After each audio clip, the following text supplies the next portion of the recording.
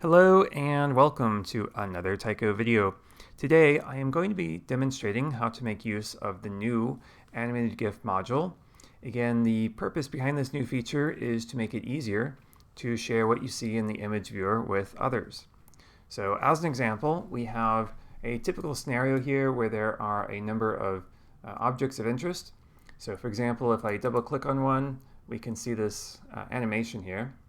And what we want to do is to be able to create a short recording of what we see in this view. So it is a lot easier to do that now. We can go to the File menu, choose Create Animated GIF, and there are three inputs to this window here. The first of which is the name of the file, the duration of the recording, and the quality of the recording. So as an example, I can go ahead and click the Start button here, and you can see it is creating the recording. So I'll give it a moment to finish that. And then it asks, do I want to open it for viewing? So this is basically asking if I want to preview the result. So if I click yes, then it will open it in the default viewer for this file type.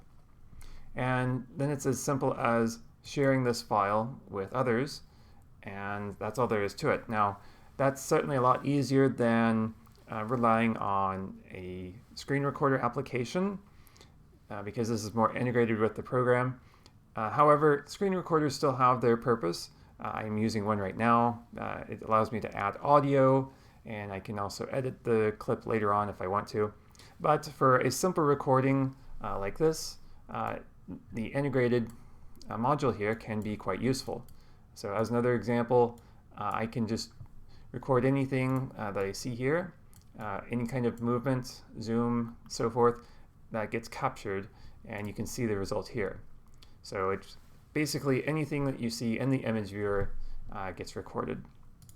So that is about it for this video. Thank you for watching, and see you next time.